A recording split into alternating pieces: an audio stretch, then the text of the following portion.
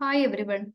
നമ്മൾ ഇന്ന് HSC physical സയൻസുമായി ബന്ധപ്പെട്ട് ഫിസിക്സിലെ ഒന്നാമത്തെ മൊഡ്യൂളാണ് ഡിസ്കസ് ചെയ്യാൻ പോകുന്നത്. ഇതിന്റെ ഫസ്റ്റ് ക്ലാസ് നമ്മൾ ഓൾറെഡി എടുത്തിട്ടുണ്ട്. ന്യൂട്ടൺസ് ലോസ് ഓഫ് മോഷൻ ആണ് നമ്മൾ അന്ന് ഡിസ്കസ് ചെയ്തിരുന്നത്. അതിൽ നമ്മൾ ന്യൂട്ടന്റെ ഒന്നാം ചലന നിയമം, രണ്ടാം ചലന നിയമം, മൂന്നാം ചലന നിയമം എന്നിവ ഡിസ്കസ് ചെയ്തിരുന്നു. പിന്നെ അതുമായി ബന്ധപ്പെട്ട് കുറച്ച് സമവാക്യങ്ങളും വേറെ അഡീഷണൽ ആയിട്ടുള്ള കുറച്ച് ടേംസും ആണ് നമ്മളൊന്ന് ഡിസ്കസ് ചെയ്തത്. ഇന്ന് നമ്മൾ അതിന്റെ ബാക്കി വരുന്ന ടോപ്പിക്കാണ് ഡിസ്കസ് ചെയ്യാൻ പോകുന്നത്. അപ്പോൾ നമ്മൾ തേർഡ് ലോ ഓഫ് മോഷൻ വരെ നമ്മൾ പറഞ്ഞു നിർത്തി. അതിൽ സെക്കൻഡ് ലോ ഓഫ് മോഷനിലെ രണ്ടാം ചലന നിയമത്തിൽ നമ്മൾ മൊമെന്റം എന്താണ് എന്ന് പറഞ്ഞിട്ടുണ്ടായിരുന്നു. അതായത് ആക്കം എന്താണെന്ന് പറഞ്ഞിട്ടുണ്ടായിരുന്നു. ഇനി അതുമായി ബന്ധപ്പെട്ട് നമ്മുടെ ടോപ്പിക് സിലബസിൽ കിടക്കുന്ന ഒരു ടോപ്പിക്കാണ് കൺസർവേഷൻ ഓഫ് മൊമെന്റം അല്ലെങ്കിൽ ആക്ക സംരക്ഷണം എന്ന് പറയുന്നത്. Conservation of linear momentum and angular momentum എന്ന് കാണാം. അതിൽ ലീനിയർ മൊമെന്റത്തെ കുറിച്ചുള്ള കാര്യങ്ങളാണ് നമ്മൾ പറയാൻ പോകുന്നത്. അതിൽ ആക്ക സംരക്ഷണം അല്ലെങ്കിൽ കൺസർവേഷൻ ഓഫ് മൊമെന്റം എന്ന് പറയും. നമ്മൾ സെക്കൻഡ് ലോ ഓഫ് മോഷൻ പറഞ്ഞ സമയത്ത് പറഞ്ഞിട്ടുണ്ടായിരുന്നു, നമ്മുടെ ആക്ക വ്യത്യാസത്തിലെ നിരക്ക് അല്ലെങ്കിൽ rate of change of momentum is directly proportional to force എന്ന്.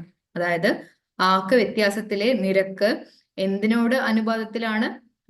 ബലം നമ്മൾ പ്രയോഗിക്കുന്ന ബലത്തിനോട് നേർ അനുപാതത്തിലാണ് എന്നും ആ മൊമെന്റം ഫോഴ്സിന്റെ അല്ലെങ്കിൽ ബലത്തിന്റെ അതേ ഡയറക്ഷനിലാണ് എന്നുള്ളതും നമ്മൾ പറഞ്ഞിട്ടുണ്ടായിരുന്നു. ഇനി അതെങ്ങനെയാണ് കൺസർവേഷൻ ഓഫ് മൊമെന്റം എന്നുകൊണ്ട് ഉദ്ദേശിക്കുന്നത് എന്താണെന്നുള്ളതാണ് നോക്കാൻ പോകുന്നത്. ഒരു ഒറ്റപ്പെട്ട വ്യൂഹത്തിലെ എന്ന് പറഞ്ഞാൽ ഒരു ഐസൊലേറ്റഡ് സിസ്റ്റം അല്ലെങ്കിൽ നമ്മളൊരു സിസ്റ്റം കൺസിഡർ ചെയ്യാണ്. അതിൽ സമ്പർക്കത്തിൽ ഏർപ്പെട്ടിരിക്കുന്ന വസ്തുക്കളുടെ ആകെ ആക്കം സ്ഥിരമായിരിക്കും. അതായത് നമ്മളൊരു സിസ്റ്റം കൺസിഡർ ചെയ്യാണ്, അവിടെ ഉള്ള എല്ലാ വസ്തുക്കളുടെയും ടോട്ടൽ ആക്കം എന്ന് പറയുന്നത് അല്ലെങ്കിൽ ടോട്ടൽ മൊമെന്റ് എന്ന് പറയുന്നത് എന്തായിരിക്കും? ഒരു കോൺസ്റ്റന്റ് ആയിരിക്കും.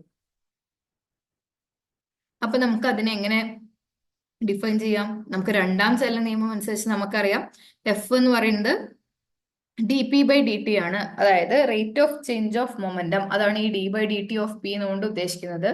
Rate of change of momentum അല്ലെങ്കിൽ എഫ് ഈക്വൽ ടു dp/dt ആണ് നമുക്ക് പറയാം. ഇനി ബാഹ്യബലം ഇല്ലെങ്കിൽ, ഇവിടെ ബാഹ്യബലം എന്ന് പറഞ്ഞിട്ടുണ്ട്. എന്താ ഈ ബാഹ്യബലം? അപ്പൊ ഒരു ആന്തരിക ബലം ഉണ്ട് എന്നല്ലേ അതിന്റെ അർത്ഥം? ആന്തരിക ബലം എന്ന് പറയുന്നത് നമ്മുടെ ആ ഒരു ബോഡിയുടെ ഉള്ളിൽ നിന്നുള്ള ഒരു ബലമാണ്. ഇവിടെ പക്ഷെ നമ്മൾ അതല്ല കൺസിഡർ ചെയ്യണത്. ബാഹ്യബലം, അതിന് പുറത്ത് നിന്നും ആ ഒരു ബോഡിയിൽ ആക്ട് ചെയ്യുന്ന ബലത്തെയാണ് നമ്മൾ ബാഹ്യബലം എന്നുകൊണ്ട് ഉദ്ദേശിക്കുന്നത്. ഈ ബാഹ്യബലം ഇല്ല എന്നുണ്ടെങ്കിൽ അതായത് എഫ് ഈക്വൽ ടു 0 ആണെന്നുണ്ടെങ്കിൽ ഈ dp/dt എന്ന് പറയുന്നത് എന്തായിരിക്കും? 0 ആണ്.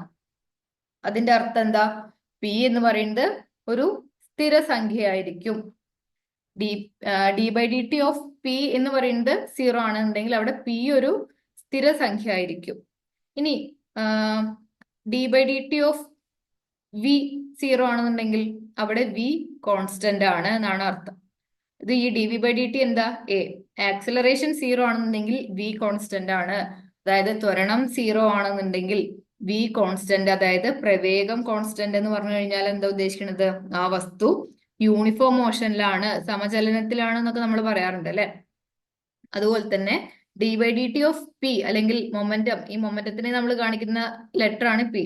ddt ഓഫ് പി 0 ആണെന്നുണ്ടെങ്കിൽ അവിടെ പി എന്താണ്? ഒരു സ്ഥിരസംഖ്യ ആയിരിക്കും എന്നാണ് ഉദ്ദേശിക്കുന്നത്. ഇനി ഇതുമായി ബന്ധപ്പെട്ട ഒരു എക്സാമ്പിൾ ആണ് തോക്കിന്റെ റീകോയിൽ എന്ന് പറയുന്നത്. ഈ കൺസർവേഷൻ ഓഫ് മൊമെന്റം അല്ലെങ്കിൽ ആക്ക സംരക്ഷണം ഒബേ ചെയ്യുന്ന അല്ലെങ്കിൽ അതിനെ ബേസ് ചെയ്തിട്ട് തന്നെയാണ് ഈ തോക്കിന്റെ റീകോയിൽ അല്ലെങ്കിൽ റീകോയിൽ ഓഫ് ഗൺ വരുന്നത്. ഒരു തോക്കിൽ നിന്നും ഉയർന്ന പ്രവേഗത്തിൽ വെടിയുണ്ട പുറത്തേക്ക് പോകുന്നുണ്ട്. തോക്ക് കുറഞ്ഞ പ്രവേഗത്തിൽ പിറകോട്ട് നീങ്ങുന്നുണ്ട്. ആ ഒരു പ്രതിഭാസത്തിനെയാണ് തോക്കിന്റെ റീകോയിൽ എന്ന് പറയുന്നത്. അതായത് നമ്മുടെ ബുള്ളറ്റ് എന്തായിരിക്കും? ഹൈ വെലോസിറ്റിയിലായിരിക്കും മൂവ് ചെയ്യുന്നുണ്ടാവുക, അല്ലെങ്കിൽ നല്ല പ്രവേഗത്തിലായിരിക്കും മൂവ് ചെയ്യുന്നുണ്ടാവുക. പക്ഷെ തോക്കിന് ചെറിയൊരു പ്രവേഗം ഉണ്ടാവും. ആ ഒരു പ്രവേഗത്തിൽ ഇത് പിന്നോട്ട് വലിയും. ഇതൊരു ആക്ഷൻ റിയാക്ഷൻ അല്ലെങ്കിൽ തേർഡ് ലോ അനുസരിച്ചാ വരുന്നത്. ഒരു ആക്ഷൻ റിയാക്ഷൻ പെയർ ആണെന്നൊക്കെ വേണമെന്നുണ്ടെങ്കിൽ നമുക്ക് പറയാം. പ്രവർത്തനം പ്രതിപ്രവർത്തനം ഉള്ളൊരു പെയർ ആയിട്ട് നമുക്ക് വേണമെന്നുണ്ടെങ്കിൽ കൺസിഡർ ചെയ്യാം. ഈ തോക്കിന്റെ റീകോയിൽ ഈ ഒരു കേസിലും എന്ത് ചെയ്യുന്നുണ്ട്? മൊമെന്റം കൺസേർവ്ഡ് ആണ് അല്ലെങ്കിൽ ആക്കം സംരക്ഷിക്കപ്പെട്ടിട്ടുണ്ട് നമുക്ക് വേണമെങ്കിൽ പറയാം. ഇനി ഈ തോക്ക് പിന്നോട്ട് അല്ലെങ്കിൽ പിന്നോട്ട് പോകുന്ന ആ പ്രവേഗം വി എന്ന് പറയുന്നത് -mv/m ആണ്. വി എന്ന് പറയുന്നത് തോക്കിന്റെ ഗണ്ണിന്റെ വെലോസിറ്റി അല്ലെങ്കിൽ പ്രവേഗമാണ്. സ്മോൾ വി, ഈ വി എന്ന് പറയുന്നത് ബുള്ളറ്റിന്റെ പ്രവേഗമാണ്. ക്യാപിറ്റൽ എം എന്ന് പറയുന്നത് നമ്മുടെ തോക്കിന്റെ മാസാണ്. സ്മോൾ എം എന്ന് പറയുന്നത് ബുള്ളറ്റിന്റെ മാസ്. ഈ കാര്യങ്ങളൊന്നും വേണമെന്നുണ്ടെങ്കിൽ നോട്ട് ചെയ്ത് വെച്ചോളൂ. അപ്പൊ വെലോസിറ്റി എന്ന് പറയുന്നത് -mv/m എന്നുള്ള ഇക്വേഷൻ വെച്ചിട്ട് നമുക്ക് എന്ത് കണ്ടുപിടിക്കാം? ആ തോക്ക് പിന്നോട്ട് പോകുന്ന പ്രവേഗം കണ്ടുപിടിക്കാൻ പറ്റും. അപ്പോ നമ്മൾ പറഞ്ഞത് ആർക്ക് സംരക്ഷണമാണ്, കൺസർവേഷൻ ഓഫ് മൊമെന്റം. അതായത് എഫ് 0 ആണെന്നുണ്ടെങ്കിൽ അല്ലെങ്കിൽ ബലം 0 ആണെന്നുണ്ടെങ്കിൽ ഈ dp/dt 0 ആയിരിക്കും. അതായത് പി ഒരു സ്ഥിരസംഖ്യ ആയിരിക്കും. ഇനി നമുക്ക് അടുത്തത് എന്താ പറയുന്നത് നോക്കാം.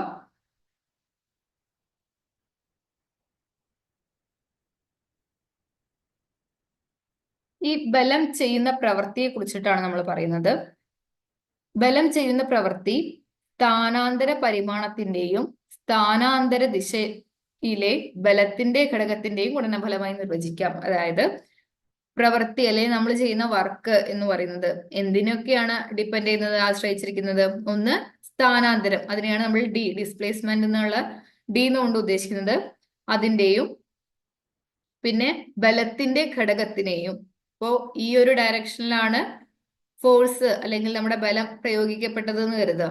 അങ്ങനെയെങ്കിൽ ഈ ഹൊറിസോണ്ടൽ ലെവലുമായിട്ട് അല്ലെങ്കിൽ നമ്മുടെ സമതലവുമായിട്ട് ഒരു തീറ്റ ആംഗിൾ ഉണ്ടാക്കുന്നുണ്ട് ഈ ബലം. അങ്ങനെയാണെന്നുണ്ടെങ്കിൽ ഈ ബലത്തിനൊരു ഹൊറിസോണ്ടൽ കമ്പോണന്റും വെർട്ടിക്കൽ കമ്പോണന്റും ഉണ്ടെന്ന് നമുക്ക് പറയാം. എങ്ങനെ? ഈ ബലത്തിന് ഒരു ഹൊറിസോണ്ടൽ കമ്പോണന്റും വെർട്ടിക്കൽ കമ്പോണന്റും ഉണ്ട് എന്ന് പറയാം.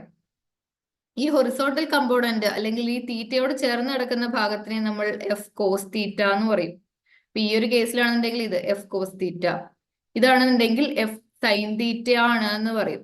എഫ് സൈൻ തീറ്റ ജസ്റ്റ് ഇത്ര മനസ്സിലാക്കി വെച്ചാൽ മതി.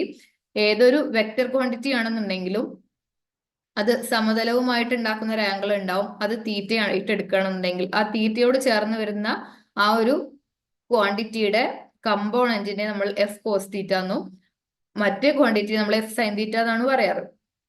ഇതിന്റെ രണ്ടിന്റെയും കൂടെ സമ്മായിട്ട് വെക്റ്റർ സമ്മായിട്ടാണ് നമ്മൾ ഈ ഫോഴ്സിനൊക്കെ പറയാറ്.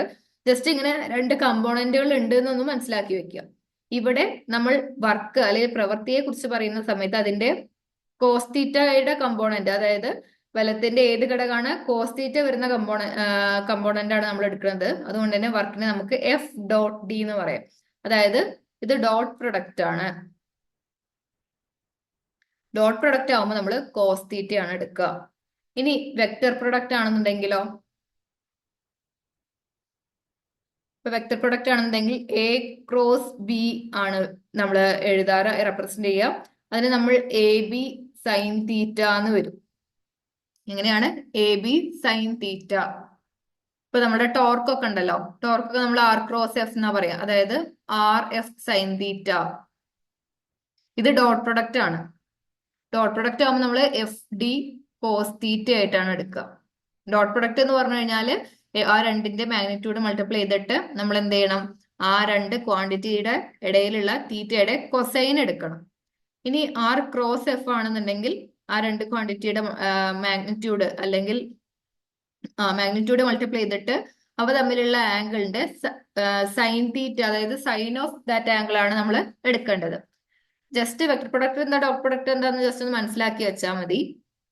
നമ്മൾ അതുമായിട്ട് ബന്ധപ്പെട്ടുള്ള കാര്യങ്ങൾ ഈ ടോർക്കൊക്കെ നമ്മൾ പഠിക്കാൻ പോകുന്നേ ഉള്ളൂ. അപ്പോ പ്രവൃത്തി എന്ന് പറഞ്ഞു കഴിഞ്ഞാല് ബലത്തിന്റെ കൊസൈൻ കമ്പോണന്റും അതുപോലെ തന്നെ ഡിസ്പ്ലേസ്മെന്റിന്റെയും ഗുണനഫലമാണ് എന്ന് മനസ്സിലാക്കി വെക്കുക. എഫ് ഡി അല്ലെങ്കിൽ എഫ് ഡി കോസ് തീറ്റ എന്ന് വേണമെങ്കിൽ നമുക്ക് പറയാം. ഏത്? ബലം നമ്മൾ ചെയ്യുന്ന പ്രവൃത്തി. ഇനി സ്ഥാനാന്തരം ഇല്ല എന്നുണ്ടെങ്കിൽ, സ്ഥാനാന്തരം ഇല്ലാതെ ബലം എത്ര വലുതായാലും പ്രവൃത്തി ചെയ്യപ്പെടുന്നില്ല. അതായത് ഇപ്പൊ ഇവിടെ എഫ് ഡി കോസ് തീറ്റയാണ്, അതിൽ ഡി 0 ആണെന്നാ പറയുന്നത്. സ്ഥാനാന്തരം ഇല്ല എങ്കിൽ ഡി 0 ആണ് അല്ലെ? അങ്ങനെയാണെന്നുണ്ടെങ്കിൽ ഡബ്ല്യു എന്തായിരിക്കും? നമ്മുടെ വർക്ക് അല്ലെങ്കിൽ പ്രവൃത്തി 0 ആയിരിക്കും. അതായത് അവിടെ എത്ര വലിയ ഫോഴ്സ് കൊടുത്തിട്ടും കാര്യമില്ല, അല്ലെങ്കിൽ എത്ര വലിയ ബലം പ്രയോഗിച്ചതാണെന്നുണ്ടെങ്കിലും സ്ഥാനാന്തരം ഇല്ലായിരുന്നു എന്നുണ്ടെങ്കിൽ അവിടെ നമ്മുടെ ചെയ്യുന്ന പ്രവൃത്തി എന്ത് തന്നെയാണ്? സീറോ തന്നെയാണ്. അതിന്റെ ഒരു എക്സാമ്പിൾ ആണ് പറയുന്നത്. ദൃഢമായ ഒരു മതില്, നമ്മുടെ വീട്ടിലൊക്കെ മതില് അല്ലെങ്കിൽ ചുമര് അതിലൊക്കെ പോയി നമ്മൾ ശക്തിയായിട്ട് ബലം പ്രയോഗിക്കുകയാണെന്നുണ്ടെങ്കിലും ആ മതിലിനോ ചുമരിനോ ഒരു സ്ഥാനമാറ്റം സംഭവിക്കുന്നുണ്ടോ? ഇല്ല അല്ലെ. അവിടെ ഒരു സ്ഥാനാന്തരം ഉണ്ടാവുന്നില്ല. അതുകൊണ്ട് തന്നെ നമ്മൾ അവിടെ പ്രവൃത്തി ചെയ്യപ്പെടുന്നില്ല എന്ന് വേണം മനസ്സിലാക്കാൻ. അല്ലാതെ നമ്മൾ അത്ര ഫോഴ്സ് കൊടുത്തു എന്നുള്ളത് കൊണ്ട് അവിടെ പ്രവൃത്തി ചെയ്തതായിട്ട് കണക്കാക്കാൻ പറ്റില്ല. കാരണം അവിടെ എന്താണ്? സ്ഥാനാന്തരം സീറോ ആണ്. അതുകൊണ്ട് നമ്മൾ ചെയ്യുന്ന വർക്ക് അല്ലെങ്കിൽ പ്രവൃത്തി എന്ത് തന്നെയായിട്ട് വരും? സീറോ പ്രവൃത്തിയായിട്ട് അല്ലെങ്കിൽ സീറോ വർക്കായിട്ടാണ് കണക്കാക്കുക. ഇനി നമുക്ക് അത്യാവശ്യം ഇമ്പോർട്ടന്റ് ആയിട്ടുള്ള യൂണിറ്റ് കൺവേർഷൻസിന് വേണ്ടി ഹെൽപ്പ് ചെയ്യുന്ന കുറച്ച് കാര്യങ്ങളാണ് നമ്മുടെ ടെക്സ്റ്റിൽ പറയുന്നുണ്ട്. അതിൽ 1 എർഗ് എന്ന് പറയുന്നത് ഇത് എനർജിയുടെ CGS യൂണിറ്റ് ആണ്. എർഗ് എന്ന് പറയുന്നത് എനർജിയുടെ ഊർജത്തിന്റെ CGS യൂണിറ്റ് ആണ് എർഗ്. അതെന്ന് പറയുന്നത് 10⁻⁻7 ജൂൾ ആണ്. എനർജിയുടെ SI യൂണിറ്റ് ആണ് ജൂൾ എന്ന് പറയുന്നത് അല്ലെ. അപ്പോ ഒരു എർഗ് എന്ന് പറയുന്നത് 10⁻7 ജൂൾ ആണ്. എങ്കിൽ ഒരു ജൂൾ എന്ന് പറയുന്നത് 10⁻7 എർഗ് ആയിരിക്കും. ഇനി ഒരു ഇലക്ട്രോൺ വോൾട്ട് എന്ന് പറയുന്നതോ 1.6 × 10⁻⁻19 ജൂൾ ആണ്. ഒരു കലോറി എന്ന് പറയുന്നത് 4.186 ജൂൾ, അല്ലെങ്കിൽ നമ്മൾ 4.2 ജൂൾ എന്ന് പറയാറുണ്ട് ഒരു കലോറി എന്ന് പറയുന്നത്. പിന്നെ ഒരു കിലോ വാട്ട് അവർ എന്ന് പറയുന്നത് 3.6 × 10⁻6 ജൂൾ ആണ്. ഈ യൂണിറ്റ് കൺവെർഷൻസ് ഒന്ന് പഠിച്ചു വെക്കാം. നമുക്ക് എക്സാമിന് തന്നോളന്നില്ല, അതുകൊണ്ട് അത് പഠിച്ചു വെക്കുന്നത് നന്നായിരിക്കും കേട്ടോ. ഇത്രയും കാര്യങ്ങളാണ് ഇതിൽ പറഞ്ഞത്. ആക്ക സംരക്ഷണവും നമ്മുടെ പ്രവൃത്തി എന്നുള്ള ടോപ്പിക്കുമായിട്ട് ബാക്കിയുള്ള കാര്യങ്ങൾ നമുക്ക് നോക്കാം. ഇനി നമ്മൾ ഈ FW=FD cos θ എന്ന് പറഞ്ഞു അല്ലെ, നമ്മുടെ വർക്ക് അല്ലെങ്കിൽ പ്രവൃത്തി. ഇവിടെ ഈ തീറ്റ എന്നത് ബലവും സ്ഥാനാന്തരവും തമ്മിലുള്ള കോണളവാണ്. ഇപ്പൊ എഫ് ഈ ഒരു ഡയറക്ഷനിൽ നമ്മൾ കൊടുത്തു. അപ്പൊ അതിന് ഈ ഒരു ഡയറക്ഷനിൽ ഡിസ്പ്ലേസ്മെന്റ് ഉണ്ടായി എങ്കിൽ ഇവ തമ്മിലുള്ള ആംഗിൾ ആണ് തീറ്റ, അല്ലെങ്കിൽ ഈ ഒരു ഡയറക്ഷനിൽ സ്ഥാനാന്തരം ഉണ്ടാകുമ്പോൾ അതിന് തമ്മിലുള്ള ആംഗിൾ ആണ് തീറ്റ എന്ന് പറയുന്നത്. ഇനി ഈ പ്രവൃത്തിയുടെ യൂണിറ്റ് ന്യൂട്ടൺ മീറ്റർ ആണ്. അതെങ്ങനെ ഈ ന്യൂട്ടൺ മീറ്റർ വന്ന്? കാരണം F.D ആണ് നമ്മൾ ചെയ്യുന്ന പ്രവൃത്തി. ഫോഴ്സിൻ്റെത് ന്യൂട്ടൺ യൂണിറ്റ്, ഡിസ്പ്ലേസ്മെന്റ് അല്ലെങ്കിൽ സ്ഥാനാന്തരത്തിന്റെ യൂണിറ്റ് മീറ്റർ ആണ്. അങ്ങനെയാണ് പ്രവൃത്തിയുടെ യൂണിറ്റ് ന്യൂട്ടൺ മീറ്റർ വന്നത്, അല്ലെങ്കിൽ ജൂളായിട്ടും നമുക്ക് എടുക്കാം. ഇനി ഒരു വസ്തുവിൽ ബലം പ്രയോഗിക്കുമ്പോൾ ബലത്തിന്റെ ദിശയിൽ വസ്തുവിന് സ്ഥാനാന്തരം ഉണ്ടായാൽ പ്രവൃത്തി, അവിടെ നമ്മൾ ചെയ്യുന്ന പ്രവൃത്തി പോസിറ്റീവ് ആയിരിക്കും. എങ്ങനെ? നമ്മൾ ഒരു ടേബിള് അല്ലെങ്കിൽ ഒരു ഡെസ്ക് എന്തെങ്കിലും നമ്മൾ എന്ത് ചെയ്യാണ്? തള്ളി നീക്കുകയാണ്. അപ്പൊ നമ്മൾ എന്ത് ചെയ്യും? ഈ ഒരു ഡയറക്ഷനിലാണ് നമ്മൾ ബലം പ്രയോഗിക്കുക. ഈ ടേബിൾ എന്ത് ചെയ്യും? ഇതേ ഡയറക്ഷനിൽ തന്നെ അതിന് സ്ഥാനാന്തരം ഉണ്ടാവും. അതായത് ഫോഴ്സും അതുപോലെ അതായത് ബലവും ഈ സ്ഥാനാന്തരവും ഒരേ ദിശയിലാണെങ്കിൽ, ബലത്തിന്റെ ദിശയിൽ വസ്തുവിന് സ്ഥാനാന്തരം ഉണ്ടായാൽ പ്രവൃത്തി പോസിറ്റീവ് ആയിരിക്കും. അവിടെ നമ്മൾ വർക്ക് അതായത് W അല്ലെങ്കിൽ പ്രവൃത്തി പോസിറ്റീവ് ആയിട്ടാണ് കണക്കാക്കുക. അതെന്തുകൊണ്ടാ? ഒരേ ഡയറക്ഷനിലാവുമ്പോൾ എഫും ഡിയും തമ്മിലുള്ള ആംഗിള് അതായത് തീറ്റ എന്ന് പറയുന്നത് ഒരേ ഡയറക്ഷനിലാണെന്നുണ്ടെങ്കിൽ അവിടെ തീറ്റ 0 അല്ലേ. കോസ് 0 എന്ന് പറയുന്നത് 1 ആണ്. എങ്കിൽ FD കോസ് തീറ്റ എന്നതിനെ FD × 1 FD എന്ന് എഴുതാം. ഇവിടെ ഡിസ്പ്ലേസ്മെന്റ് S എന്ന് എടുത്തു കേട്ടോ. അത് ഏതായാലും കുഴപ്പമില്ല. D or S രണ്ടും റെപ്രസെന്റ് ചെയ്യാം. FS കോസ് തീറ്റ എന്ന് എഴുതാം, FD കോസ് തീറ്റ എന്ന് എഴുതാം. S ആയാലും D ആയാലും അത് സ്ഥാനാന്തരത്തെയാണ് സൂചിപ്പിക്കുന്നത് കേട്ടോ. ഇനി രണ്ടാമത്തെ പോയിന്റ് എന്താ പറയുന്നത്? അപ്പൊ ഒന്നാമത്തെ പോയിന്റ് രണ്ടും ഒരേ ഡയറക്ഷനിലാണ്, എഫും ഡി എസ് തന്നെ എടുക്കാം. എസും ഒരേ ഡയറക്ഷനിലാണെന്നുണ്ടെങ്കിൽ അവിടെ നമുക്ക് ജസ്റ്റ് അതിന്റെ മാഗ്നിറ്റ്യൂഡ് മൾട്ടിപ്ലൈ ചെയ്താൽ മതി. ഇനി ഒരു വസ്തുവിൽ ബലം പ്രയോഗിക്കുമ്പോൾ ബലത്തിന്റെ വിപരീത ദിശയിൽ വസ്തുവിന് സ്ഥാനാന്തരം ഉണ്ടായാൽ, അതായത് നമ്മൾ ഇങ്ങോട്ട് ബലം പ്രയോഗിച്ചു, പക്ഷേ ആ വസ്തു മൂവ് ചെയ്തത് അല്ലെങ്കിൽ നീങ്ങിയത് നേരെ വിപരീത ദിശയിലാണെന്ന് വിചാരിക്കുക. ഈ ഒരു ദിശയിലായിരുന്നു അതിന് സ്ഥാനാന്തരം ഉണ്ടായതെന്ന് വിചാരിക്കുക. അപ്പോൾ ഇവിടെ ഉണ്ടാവുന്ന തീറ്റ അല്ലെങ്കിൽ അവ തമ്മിലുള്ള ആംഗിൾ എത്രയാ? 180 ആയിരിക്കും അല്ലെ. അപ്പൊ എഫ് ഇങ്ങോട്ടാണെന്നുണ്ടെങ്കിൽ അതിന്റെ സ്ഥാനാന്തരം ഇങ്ങോട്ട്, അപ്പൊ അവ തമ്മിലുള്ള ആംഗിള് 180 ആണ്. അപ്പൊ നമുക്ക് എന്ത് വരും? എഫ് അതിന്റെ മാഗ്നിറ്റ്യൂഡ് എടുത്തിട്ട് നമ്മൾ അതിലൊരു നെഗറ്റീവ് സൈൻ കൂടെ കൊടുക്കണം. അപ്പോൾ അതായത് W എന്ന് പറയുന്നത് നെഗറ്റീവ് ആയിരിക്കും. നമ്മുടെ വർക്ക് നെഗറ്റീവ് ആയിരിക്കും എന്നാണ് പറയുന്നത്.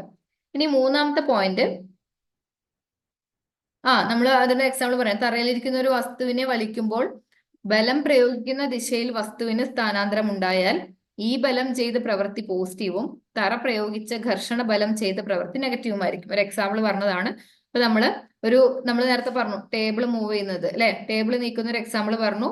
അപ്പോ നമ്മൾ ഇവിടുന്ന് ഇങ്ങോട്ട് ഫോഴ്സ് കൊടുത്ത് അല്ലെങ്കിൽ ബലം കൊടുത്തിട്ട് ടേബിളിനെ ഇങ്ങോട്ട് നീക്കി. അപ്പൊ ഇതിന് ഈ ഒരു ഡയറക്ഷനിൽ തന്നെ അല്ലെങ്കിൽ ഈ ഒരു ദിശയിൽ തന്നെ അതിന് സ്ഥാനാന്തരം ഉണ്ടായി എങ്കിൽ അവിടെയുള്ള പ്രവൃത്തി പോസിറ്റീവാണ്. നമ്മൾ ചെയ്ത പ്രവൃത്തി പോസിറ്റീവാണ്. കാരണം നമ്മൾ പ്രയോഗിച്ച ബലം ഈ ഡയറക്ഷനിലാണ്. മേശയ്ക്ക് സ്ഥാനാന്തരം ഉണ്ടായത് അല്ലെങ്കിൽ ടേബിളിന് സ്ഥാനാന്തരം ഉണ്ടായതും അതേ ദിശയിലാണ്. അതുകൊണ്ട് അവിടെ നമ്മൾ ചെയ്ത പ്രവൃത്തി പോസിറ്റീവാണ്. എന്നാൽ ഈ നിരക്കി നീക്കുന്ന സമയത്ത് ഈ തറയിൽ ഒരു ഫ്രിക്ഷണൽ ഫോഴ്സ് ഉണ്ട് അല്ലെ, ഈ ഘർഷണ ബലം എന്ന് പറയും. ഈ ഫ്രിക്ഷണൽ ഫോഴ്സ് ചെയ്യുന്ന പ്രവൃത്തി ഏത് ദിശയിലായിരിക്കും?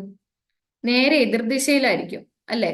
നമ്മൾ ഇവിടുന്ന് അങ്ങോട്ട് നിരക്കി നീക്കുകയാണെന്നുണ്ടെങ്കിൽ ആ ടേബിൾ ഇരിക്കുന്ന ആ ഒരു പ്രതലത്തില് ഒരു ഘർഷണബലം ഉണ്ടാവും. ആ ഘർഷണബലം ഈ ഒരു മേശയുടെ സ്ഥാനാന്തരത്തിന്റെ എതിർദിശയിലായിരിക്കും ആക്ട് ചെയ്യുക.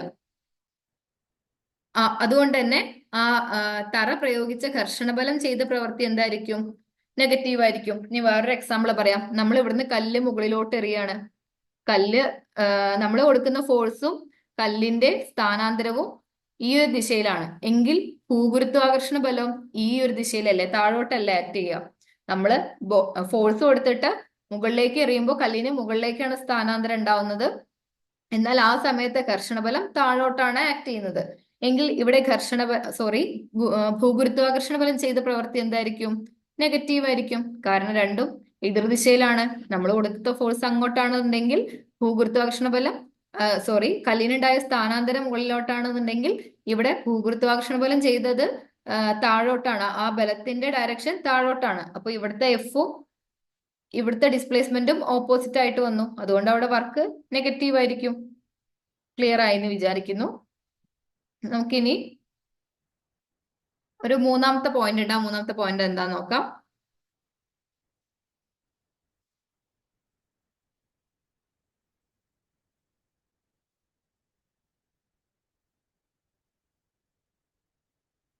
ഒരു വസ്തുവിൽ ബലം പ്രയോഗിക്കുമ്പോൾ ബലത്തിന്റെ ദിശയ്ക്ക് ലംബമാണ് സ്ഥാനാന്തരമെങ്കിൽ പ്രവൃത്തി പൂജ്യമായിരിക്കും. അതായത് നമ്മൾ ഇവിടുന്ന് മേശ നീക്കാന്ന് പറഞ്ഞു അല്ലെ, ഒരു ടേബിൾ നമ്മൾ നീക്കുകയാണ്.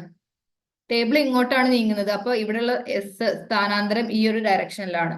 നമ്മൾ ചെയ്യുന്ന ഫോഴ്സ് ഈ ഒരു ദിശയിലാണ്. അതുകൊണ്ട് നമ്മൾ ചെയ്യുന്ന പ്രവൃത്തി പോസിറ്റീവ്.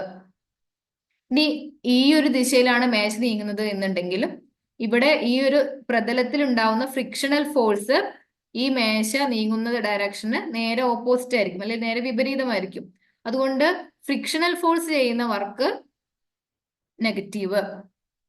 ഇനി നമ്മൾ ബലം കൊടുത്ത സമയത്ത് ടേബിളിന് ഈ ഒരു ഡയറക്ഷനിലാണ് മൂവ്മെന്റ് ഉണ്ടായത്, അല്ലെങ്കിൽ ഈ ഒരു ഡയറക്ഷനിലാണ് ടേബിൾ മൂവ് ചെയ്തത്. എന്നാൽ ഇവിടെ ഭൂഗുരുത്വാകർഷണ ബലം ചെയ്യുന്ന അല്ലെങ്കിൽ ഭൂഗുരുത്വാകർഷണ ബലം താഴോട്ടാണ് എപ്പോഴും ആക്ട് ചെയ്യുക അല്ലെ. ഈ ഭൂഗുരുത്വാകർഷണ ബലം ഈ ഒരു ഡയറക്ഷനുമായിട്ട് ഉണ്ടാക്കുന്ന ആംഗിള് 90 ഡിഗ്രി ആണ്, തീറ്റ 90 ആണ്. ആ സമയത്ത് പ്രവൃത്തി 0 ആണ്. അതായത് ഇവിടെ ഭൂഗുരുത്വാകർഷണ ബലം ചെയ്യുന്ന പ്രവൃത്തി 0 ആണ്, ഘർഷണബലം ചെയ്യുന്ന പ്രവൃത്തി നെഗറ്റീവ് ആണ്, നമ്മൾ ചെയ്ത പ്രവൃത്തി പോസിറ്റീവ് ആണ്. ഇപ്പൊ ഇത്രയും കാര്യങ്ങൾ ക്ലിയർ ആയി എന്ന് വിചാരിക്കുന്നു. ഈ എക്സാമ്പിൾ വെച്ച് മനസ്സിലാക്കിയാൽ മതി. അതിൽ അധികം കൺഫ്യൂഷൻ ആവാനൊന്നുമില്ല. അപ്പോ ഈ ഒരു കാര്യം ഓർത്ത് വെക്കുക. നമ്മുടെ ചെയ്യുന്ന വർക്ക് അല്ലെങ്കിൽ പ്രവൃത്തി 0 ആയിരിക്കണം എന്നുണ്ടെങ്കിൽ ഒന്നില്ലെങ്കിൽ എഫും ആ ഡിസ്പ്ലേസ്മെന്റും തമ്മിലുള്ള ആംഗിള് എന്തായിരിക്കണം? 0 ആയിരിക്കണം. അല്ലാന്നുണ്ടെങ്കിൽ ഡിസ്പ്ലേസ്മെന്റ് 0 ആയിരിക്കണം, അല്ലെങ്കിൽ നമ്മൾ അവിടെ ബലം പ്രയോഗിച്ചിട്ടുണ്ടായിരിക്കില്ല. ഈ 3 കാര്യങ്ങളാണ് അവിടെ പോസിബിൾ ആയിട്ടുള്ളത്. ഒന്ന്, ഇവ തമ്മിലുള്ള ആംഗിള് 90 ഡിഗ്രി ആയിരിക്കണം, 0 അല്ല. 90 ഡിഗ്രി ആയിരിക്കണം എങ്കിൽ അവിടുത്തെ പ്രവൃത്തി 0 ആയിരിക്കും. അല്ലെങ്കിൽ ഡിസ്പ്ലേസ്മെന്റ് അല്ലെങ്കിൽ സ്ഥാനാന്തരം സംഭവിച്ചിട്ടുണ്ടാവില്ല. ബലം പ്രയോഗിച്ചിട്ടുണ്ടെങ്കിൽ കൂടി സ്ഥാനാന്തരം സംഭവിച്ചിട്ടുണ്ടാവില്ല. ആ സമയത്ത് എന്ത് തന്നെയാണ്? നമ്മുടെ വർക്ക് 0 ആയിട്ട് വരും. പിന്നെ മൂന്നാമത്തത്, അവിടെ ബലം പ്രയോഗിച്ചിട്ടില്ലെങ്കിലും പ്രവൃത്തി എന്തായിട്ട് വരും? 0 ആയിട്ട് വരും. ഇനി നമ്മൾ എന്താണ് ഊർജം എന്നാണ് നോക്കാൻ പോകുന്നത്. പ്രവൃത്തി ചെയ്യാനുള്ള കഴിവാണ് ഊർജം, നമ്മുടെ എനർജി എന്ന് പറയുന്ന പോലെ അല്ലെ. അപ്പോ എനർജി പല രൂപത്തിലാണ് കാണാറ് നമ്മൾ, യാന്ത്രികോർജമായിട്ട് അല്ലെങ്കിൽ താപോർജം, വൈദ്യുതോർജം, പ്രകാശോർജം എന്നൊക്കെ പറയുന്നത് ഊർജത്തിന്റെ വിവിധ രൂപങ്ങളാണ്. ഇനി ഈ യാന്ത്രികോർജം അല്ലെങ്കിൽ നമ്മൾ മെക്കാനിക്കൽ എനർജി എന്നൊക്കെ പറയും, അത് മെയിൻ ആയിട്ട് രണ്ടായിട്ട് തരംതിരിച്ചിട്ടുണ്ട്. ഒന്ന് സ്ഥിതികോർജം, ഒന്ന് ഗതികോർജം എന്ന് പറയും. ഈ സ്ഥിതികോർജം എന്ന് പറഞ്ഞാൽ എന്താ, ഒരു വസ്തുവിന്റെ സ്ഥാനം കൊണ്ടോ അല്ലെങ്കിൽ വലിഞ്ഞു മുറുകിയ അവസ്ഥ കൊണ്ടോ ലഭിക്കുന്ന ഊർജമാണ് സ്ഥിതികോർജം. അതിന്റെ ഒരു സ്ഥാനം അല്ലെങ്കിൽ അതിന്റെ ഒരു പൊസിഷൻ കൊണ്ട്, അല്ലെങ്കിൽ അതിന്റെ ഒരു ടെൻഷൻ അല്ലെങ്കിൽ വലിഞ്ഞു മുറുകിയ അവസ്ഥ എന്ന് പറയും അല്ലെ. ഒരു വലിഞ്ഞു മുറുകിയ ഒരു അവസ്ഥ കൊണ്ടോ അല്ലെങ്കിൽ അതിന്റെ സ്ഥാനം കൊണ്ടോ ലഭിക്കുന്ന ഊർജമാണ് എന്ത്, സ്ഥിതികോർജം. അപ്പൊ നമ്മൾ ഈ ഡാം ഒക്കെ ഇല്ലേ, ഈ ഡാമിന്റെ കേസിലൊക്കെ എന്താ വരുന്നത്, ഈ സ്ഥിതികോർജം എന്ന് പറഞ്ഞാൽ പൊട്ടൻഷ്യൽ എനർജി അല്ലെങ്കിൽ സ്ഥിതികോർജമാണ് വരുന്നത്. കാരണം അവിടെ എന്താ, സ്ഥിതികോർജമാണ് വരുന്നത്. ആ ഒരു സ്ഥാനം അല്ലെങ്കിൽ വലിഞ്ഞു മുറുകിയ അവസ്ഥ കാരണം ആ കെട്ടിക്കിടക്കുന്ന വെള്ളത്തിന് എന്താ ഉണ്ടാവുന്നത്, സ്ഥിതികോർജമാണ് ഡാമിലൊക്കെ ഉണ്ടാവുന്നത്. അത് കാണാനുള്ള ഇക്വേഷൻ ആണ് പൊട്ടൻഷ്യൽ എനർജി എന്നാണ് ഈ പി കൊണ്ട് ഉദ്ദേശിക്കുന്നത്. സ്ഥിതികോർജം എന്ന് പറഞ്ഞാൽ potential energy, mgh. Mass M എന്ന് പറയുന്നത് മാസ് ആണ്. ജി നമുക്കറിയാം, acceleration due to gravity 9.8 metre per second square ആണ് എടുക്കേണ്ടത്. എച്ച് എന്ന് പറഞ്ഞു കഴിഞ്ഞാൽ അത് എത്ര ഹൈറ്റ്, സ്ഥാനം എന്ന് പറഞ്ഞില്ലേ, അപ്പൊ ഈ സമതലത്തിൽ നിന്നും അത് എത്ര ഹൈറ്റിലാണ്, എത്ര മീറ്റർ ഹൈറ്റിലാണ് ഇരിക്കുന്നത് എന്നുള്ളതിനെ ഡിപ്പെൻഡ് ചെയ്തിട്ടാണ് നമ്മൾ ഹൈറ്റ് എടുക്കേണ്ടത്. അപ്പൊ നമ്മൾ ഒന്നാമത്തത് പറഞ്ഞു സ്ഥിതികോർജം, ഇനി രണ്ടാമത്തത് പറയുന്നത് ഗതികോർജമാണ്. എന്താ നോക്കാം. ഗതികോർജം എന്ന് പറഞ്ഞു കഴിഞ്ഞാൽ എന്താ, ഒരു വസ്തുവിന് അതിന്റെ ചലനം കാരണം, അതിൽ ചലനം കൊണ്ട് ലഭ്യമാകുന്ന ഊർജമാണ് എന്ത്, ഗതികോർജം. അതിനെ നമ്മൾ കൈനറ്റിക് എനർജി എന്ന് പറയും. കൈനറ്റിക് എനർജി എന്ന് പറയും. അതാണ് കെ ഇ എന്ന് പറഞ്ഞ റെപ്രസെന്റ് ചെയ്യുന്നത്. അതിന്റെ കാണാനുള്ള ഇക്വേഷൻ ആണ് ½ mv². എം നേരത്തെ പറഞ്ഞ പോലെ തന്നെ മാസ് ആണ്. വി എന്ന് പറഞ്ഞു കഴിഞ്ഞാൽ വെലോസിറ്റി, അതായത് പ്രവേഗം. അപ്പോ ഇതൊക്കെ എനർജിയാണ്. ഇതിന്റെയൊക്കെ യൂണിറ്റ് എന്താ വരിക, ജൂള്, അല്ലെങ്കിൽ ജൂളാണ് ഇതിന്റെ യൂണിറ്റ് വരിക അല്ലെ. ഗതികോർജം അല്ലെ സ്ഥിതികോർജം ഒക്കെ എന്തായെന്ന് ക്ലിയർ ആയി എന്ന് വിചാരിക്കുന്നു. അപ്പൊ ഇനി പ്രവൃത്തി ഊർജത്വം അല്ലെങ്കിൽ വർക്ക് എനർജി പ്രിൻസിപ്പിൾ എന്നൊക്കെ പറയും. ഒരു വസ്തുവിനാൽ ചെയ്യപ്പെട്ട പ്രവൃത്തി ആ വസ്തുവിന്റെ ഗതികോർജത്തിൽ ഉണ്ടായ മാറ്റമാണ്. ഒരു വസ്തുവിന്റെ ആദ്യ ഗതികോർജം ½mu²ഉം അന്ത്യഗതികോർജം ½ mv² ആയാൽ പ്രവൃത്തി എന്ന് പറയുന്നത് അതിന്റെ അന്ത്യഗതികോർജത്തിന്റെയും ആദ്യ ഗതികോർജത്തിന്റെയും വ്യത്യാസമായിരിക്കും ഒരു വസ്തുവിനാൽ ചെയ്യപ്പെട്ട പ്രവൃത്തി എന്ന് പറയുന്നത്. അപ്പോ പ്രവൃത്തി ഊർജ തത്വം എന്ന് പറഞ്ഞു കഴിഞ്ഞാൽ എന്താണ്, പ്രവൃത്തി എന്ന് പറയുന്നത് അതിന്റെ ഫൈനൽ അല്ലെങ്കിൽ അന്ത്യ ഗതികോർജത്തിന്റെയും ഇനീഷ്യൽ അല്ലെങ്കിൽ ആദ്യ ഗതികോർജത്തിന്റെയും വ്യത്യാസമാണ്. അതാണ് പ്രവൃത്തി ഊർജ തത്വം എന്നുകൊണ്ട് ഉദ്ദേശിക്കുന്നത്. അപ്പൊ നമുക്കിനി അടുത്ത കാര്യങ്ങളിലേക്ക് പോവാം.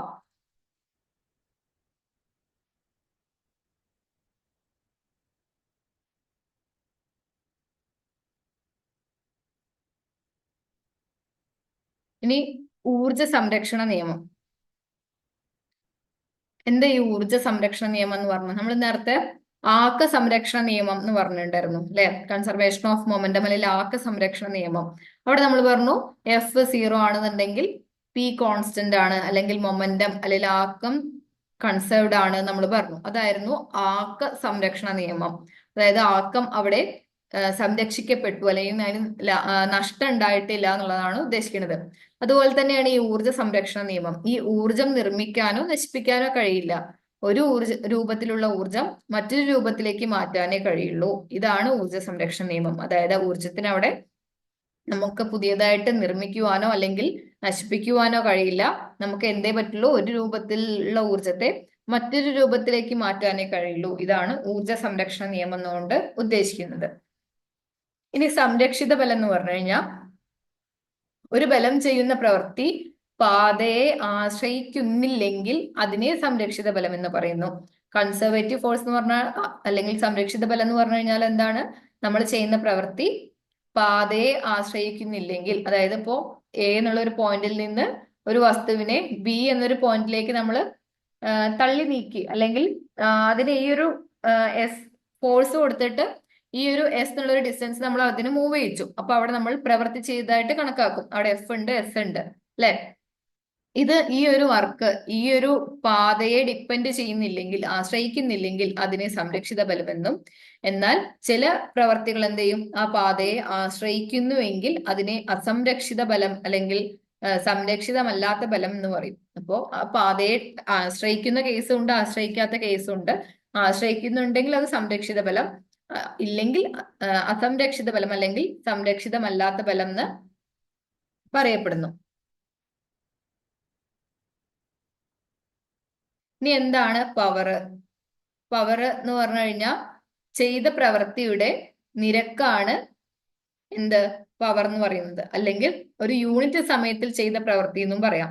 പ്രവൃത്തിയുടെ നിരക്ക് എന്ന് പറഞ്ഞു കഴിഞ്ഞാൽ W/T, അല്ലെങ്കിൽ യൂണിറ്റ് സമയത്തിൽ നമ്മൾ ചെയ്തുള്ള പ്രവൃത്തി, അതാണ് എന്ത് പവർ കൊണ്ട് ഉദ്ദേശിക്കുന്നത്. പിന്നെ നമുക്ക് W/T എന്ന് പറഞ്ഞിട്ട് എഴുതാം. ഇതിന്റെ യൂണിറ്റ് വാട്ട് ആണ്. പവറിന്റെ യൂണിറ്റ് വാട്ട് ആണ്, അല്ലെങ്കിൽ ജൂൾ പെർ സെക്കൻഡ് എന്ന് പറയും. വാട്ട് അല്ലെങ്കിൽ ജൂൾ പെർ സെക്കൻഡ്. ഇനി പവറിന് ഒരു ഇക്വേഷൻ കൂടി ഉണ്ട്. ഒന്ന് W/T, അതാണ് പവർ എന്ന് പറയുന്നത്. ഇതിന് വേറൊരു ഇക്വേഷൻ കൂടി ഉണ്ട്, ബലം ഇൻറ്റു പ്രവേഗം അല്ലെങ്കിൽ force into velocity.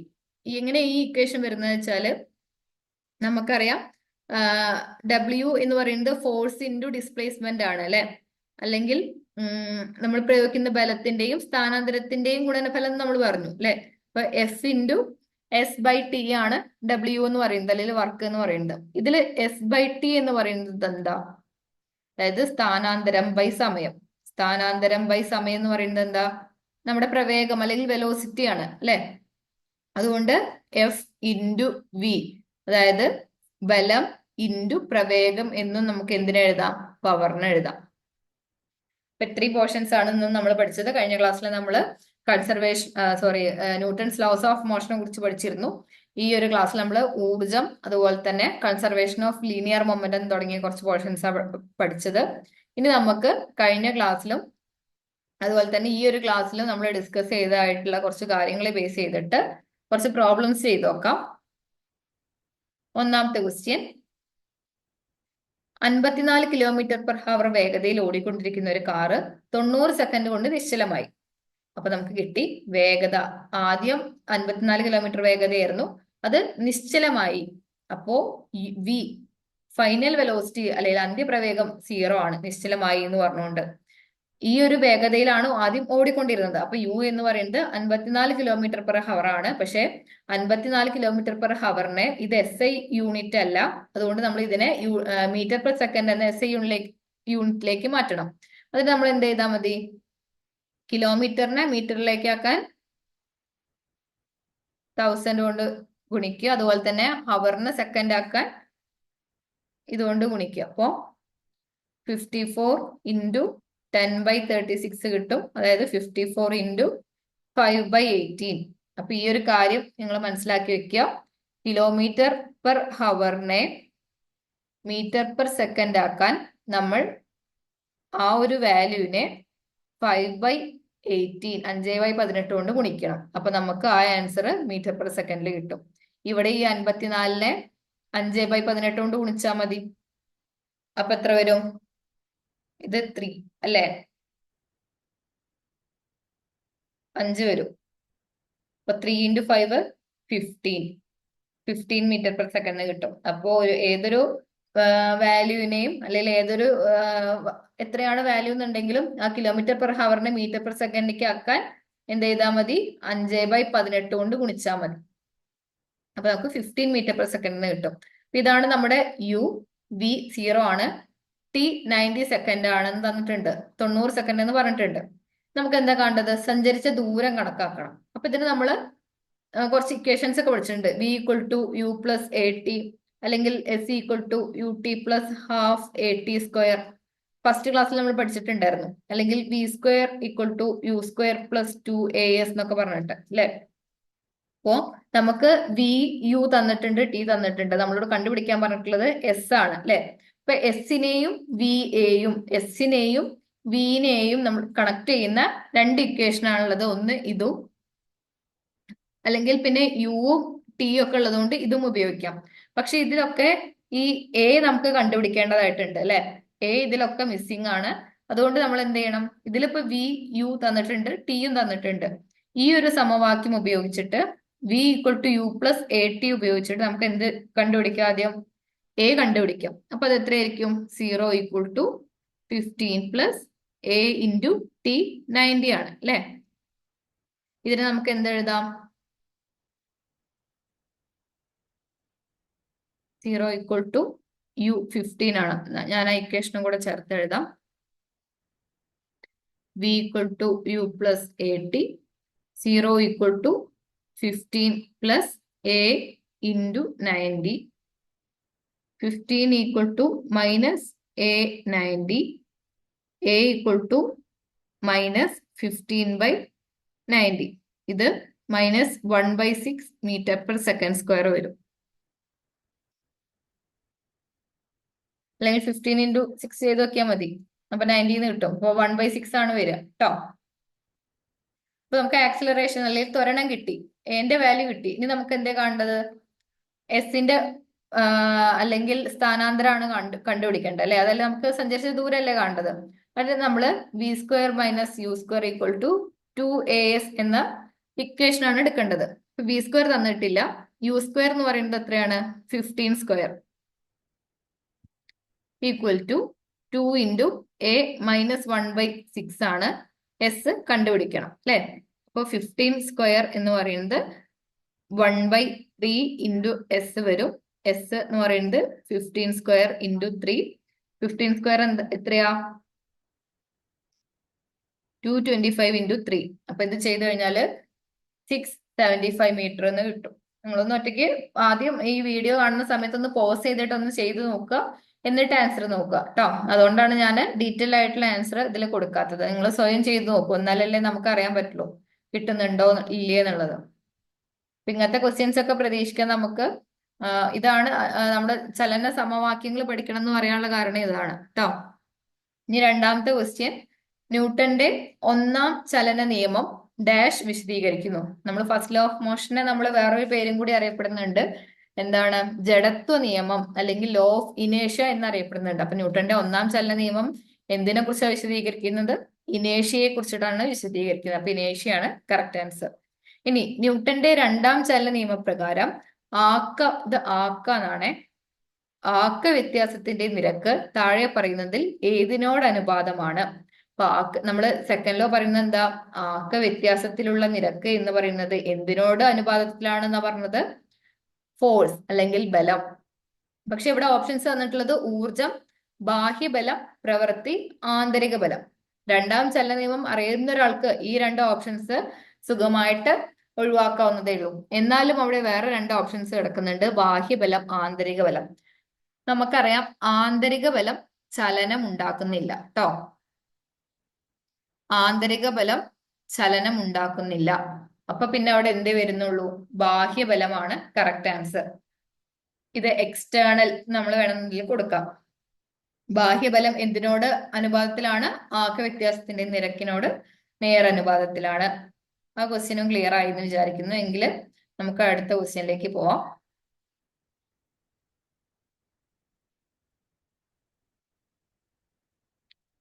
Fourth question, 4 kilogram 5 kilogram എന്നീ മാസുള്ള രണ്ട് വ്യത്യസ്ത വസ്തുക്കളിൽ ഒരേ ബലം പ്രയോഗിക്കപ്പെടുന്നു. 4 കിലോഗ്രാം മാസിൽ അനുഭവപ്പെടുന്ന ത്വരണം 2 മീറ്റർ പെർ സെക്കൻഡ് സ്ക്വയർ ആണെങ്കിൽ 5 കിലോഗ്രാം മാസിൽ അനുഭവപ്പെടുന്ന ത്വരണം കണക്കാക്കുക.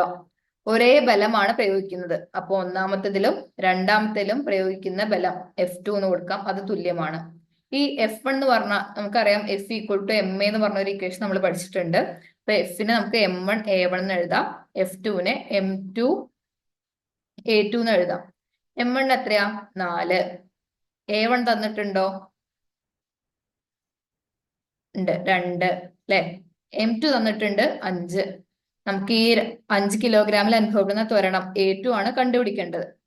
വളരെ സിമ്പിൾ ആയിട്ടുള്ള ഒരു ക്വസ്റ്റ്യൻ ആണ്. നിങ്ങൾ ക്വസ്റ്റ്യൻ പോസ് ചെയ്തിട്ട് ഒറ്റയ്ക്ക് ചെയ്ത് നോക്കുക, എന്നിട്ട് ആൻസറിലേക്ക് എത്തുക കേട്ടോ. ശേഷം കിട്ടുന്നില്ല എന്നുണ്ടെങ്കിൽ മാത്രം ഇത് നോക്കുക. അപ്പോ A2 എന്ന് പറയുന്നത് എത്രയായിരിക്കും? 8/5. അതെത്രയാ? 1.6 മീറ്റർ പെർ സെക്കൻഡ് സ്ക്വയർ. അപ്പൊ F ഈക്വൽ ടു M എന്നുള്ള ഇക്വേഷൻ ഇമ്പോർട്ടന്റ് ആണ്, നമ്മൾ കഴിഞ്ഞ ക്ലാസ്സിൽ പറഞ്ഞിട്ടുണ്ടായിരുന്നു. അപ്പൊ ഒന്നുകൂടെ പറയാം, F1 ഈക്വൽ ടു F2 ആണ്, ഒരേ ബലം പ്രയോഗിക്കപ്പെട്ടിരിക്കുന്നു എന്ന് പറഞ്ഞു, അതാണ് നമ്മുടെ കണ്ടീഷൻ. ശേഷം നമ്മൾ അതിന്റെ കാൽക്കുലേഷൻസ് ചെയ്തതാണ്. സിമ്പിൾ ആയിട്ടുള്ള ഒരു ക്വസ്റ്റ്യൻ ആണ്. ഇങ്ങനെയൊക്കെ തന്നെ, അല്ലാതെ ഡീറ്റെയിൽ ആയിട്ട് ചോദിക്കാൻ മാത്രമൊന്നുമില്ല, ഇങ്ങനെയൊക്കെ തന്നെ ഈ ഒരു സെഷനിൽ പ്രോബ്ലംസ് ആയിട്ട് ചോദിക്കുള്ളൂ. ഇനി അടുത്തത്, ഫോഴ്സ് ടൈം ഗ്രാഫിന് കീഴിലുള്ള പരപ്പളവ് എന്തിനെ സൂചിപ്പിക്കുന്നു? ഇതാണ് ഫോഴ്സ് ടൈം ഗ്രാഫ്. ഇതിന് കീഴിലുള്ള പരപ്പളവ്, ഇതൊരു റെക്ടാംഗുലർ ഷേപ്പ് അല്ലേ, അപ്പൊ ഇവിടെ ടി ആയതുകൊണ്ട് ഇവിടെയും ടി ആയിരിക്കും, ഇവിടെയും ഫോഴ്സ് ആണ്. ഇത് ഫോഴ്സ് ആയതുകൊണ്ട് ഇതും എഫ് തന്നെയാണ്, ഇത് ടി ആയതുകൊണ്ട് ഇതും ടി തന്നെയാണ്. അപ്പൊ എന്താ വരിക? ഇതിന്റെ താഴെയുള്ള പരപ്പളവ് എന്ന് പറഞ്ഞാൽ അതൊരു റെക്ടാംഗുലർ ഷേപ്പിലാണ് അല്ലെ, ദീർഘചതുരം. ഇതിന്റെ പരപ്പളവ് അല്ലെങ്കിൽ ഏരിയ എന്ന് പറയുന്നത് എന്തായിരിക്കും? ലെങ്ത് ഇൻറ്റു ബ്രെഡ്ത്ത്, റെക്ടാംഗിളിന്റെ അല്ലെ. ഇവിടെ ഫോഴ്സ് ഇൻറ്റു ടൈം. അപ്പൊ ഈ ഫോഴ്സ് ഇൻറ്റു ടൈം എന്താ വരുന്നത്? ആവേഗം അല്ലെങ്കിൽ ഇമ്പൾസ് എന്ന് പറയും. അപ്പൊ ആവേഗമാണ് കറക്റ്റ് ആൻസർ. ഇനി മാസ് ഏറിയ തോക്കിൽ നിന്നും മാസ് കുറഞ്ഞ ഒരു ബുള്ളറ്റ് ഫയർ ചെയ്യുന്നു എങ്കിൽ തോക്കിന്റെയും ബുള്ളറ്റിന്റെയും വേഗത തുല്യമാണ്. തോക്കിന്റെയും ബുള്ളറ്റിന്റെയും പ്രവേഗം തുല്യമാണ്. ആക്കം തുല്യവും വിപരീതവുമാണ്. ആക്കം തുല്യവും ഒരേ ദിശയിലുമാണ്. ഏതായിരിക്കും? വേഗത എന്തായാലും തുല്യമല്ല, കാരണം തോക്കില് ബുള്ളറ്റിനും ഒരേ വേഗതയായിരിക്കില്ല, ബുള്ളറ്റിനാണ് വേഗത കൂടുതൽ. അക്കാര്യം ക്ലിയർ ആണ്. അതുകൊണ്ട് തന്നെ പ്രവേഗവും തുല്യമാണെന്ന് പറയാൻ പറ്റില്ല. ഇനി നമുക്ക് എന്ത് പറയാം? ഈ തോക്കും ബുള്ളറ്റും നമ്മൾ എവിടെയാ പഠിച്ചേ? ആക്ക സംരക്ഷണ നിയമത്തിലാണ് പഠിച്ചത് അല്ലെ. ആക്ക സംരക്ഷണ നിയമത്തിലാണ് പഠിച്ചത്. പിന്നെ ഇപ്പോ ഒന്നില്ലെങ്കിൽ ഇത് അല്ലെങ്കിൽ ഇത്, ഇതിലേതെങ്കിലുമാണ് ഓപ്ഷൻസ് വരിക. അപ്പോ ആക്കം തുല്യവും ഒരേ ദിശയിലുമാണ്. ഒരേ ദിശയിലാവോ? ഇല്ല. നമ്മൾ അവിടെ റീകോയിൽ ഓഫ് ഗൺ എന്ന് പഠിച്ചിട്ടുണ്ടായിരുന്നു. ബുള്ളറ്റ് ഈ ഒരു ദിശയിലാണ് പോണതെന്നുണ്ടെങ്കിൽ തോക്കിന് പിറകോട്ട് ചെറിയൊരു വേഗത അനുഭവപ്പെട്ട് പിറകോട്ട് പോകുന്നുണ്ട് നമ്മൾ പറഞ്ഞു. അപ്പോ ഒരേ ദിശയിലല്ല, പിന്നെ എന്താണ്? തുല്യവും വിപരീത ദിശയിലുമാണ്. അപ്പൊ അതാണ് കറക്റ്റ് ഓപ്ഷൻ. ഇത് മൂന്നും അല്ല, ഇതാണ് കറക്റ്റ് ഓപ്ഷൻ. അപ്പൊ ഇന്ന് കുറച്ച് കാര്യങ്ങൾ, വളരെ കുറച്ച് കാര്യങ്ങൾ നമ്മൾ ഡിസ്കസ് ചെയ്തിട്ടുള്ളൂ. പിന്നെ കുറച്ച് 5-6 ക്വസ്റ്റ്യൻസ് ഡിസ്കസ് ചെയ്തു. ഇത്രയും പോർഷൻസ് നിങ്ങൾക്ക് ക്ലിയർ ആയി എന്ന് വിചാരിക്കുന്നു. ഈ ഒരു കാര്യങ്ങൾ പഠിക്കുക, പഠിച്ചെടുക്കുക, പെൻഡിങ്ങിൽ വെക്കാതെ തന്നെ പഠിക്കുക, എക്സാമിന് വേണ്ടി നല്ലപോലെ പ്രിപ്പയർ ആവുക. ഇതിന്റെ ബാക്കിയുള്ള സെഷനുമായിട്ട് നമുക്ക് അടുത്ത ക്ലാസ്സിൽ വരാം. അപ്പൊ എല്ലാവർക്കും നല്ലപോലെ പഠിക്കാൻ പറ്റട്ടെ എന്ന് ആശംസിച്ചുകൊണ്ട് നിർത്തുന്നു. Thank you.